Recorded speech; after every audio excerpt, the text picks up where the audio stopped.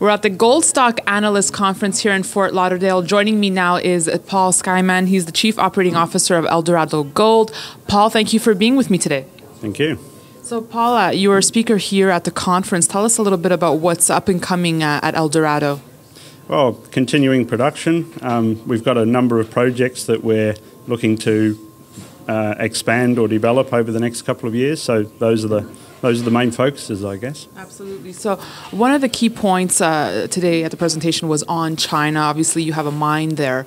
Let's talk a little bit about China and some trends that you're seeing right now there in terms of the gold market. Well, we got 3 mines operating. One that we're going through permitting. We'll produce something like 300,000 ounces in China in 2012 and intend to do the same in 2013.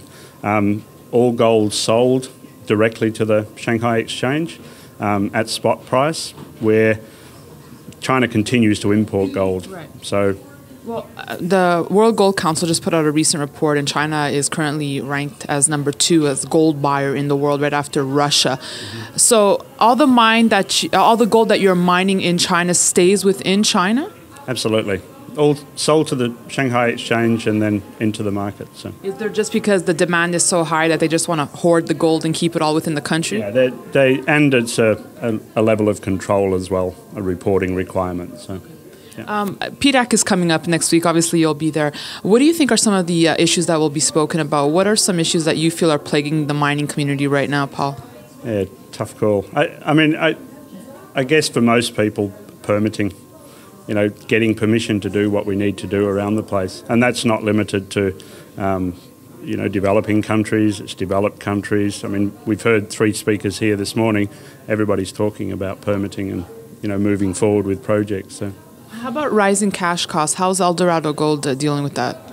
Eldorado has seen a little bit of creeping cash costs, but not significant, not to the extent that some of the others are being hit, I guess.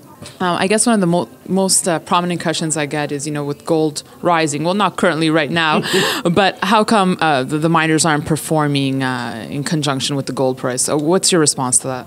Yeah, we're just not flavour of the month at the moment. I mean, that'll turn. We're continuing to produce gold. We're getting on for $1,000 an ounce, solid margins. If we weren't gold miners, right, we'd be doing a hell of a lot better, I guess. So.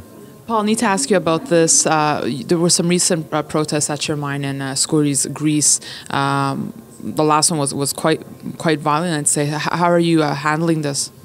Well, the government's come out and been very supportive of our operations. We're reviewing our security as well, and looking to move forward with the project. So, Paul, let's just recap to our viewers who are new to Eldorado, the mines that you have around the world and what you're producing. Yeah, we're intending to produce just over 700,000 ounces in 2013. We've got mines in China, Turkey, Greece, and Brazil. Paul, thanks so much for your time today, and enjoy the sunny weather of Florida. I will do. Thank you.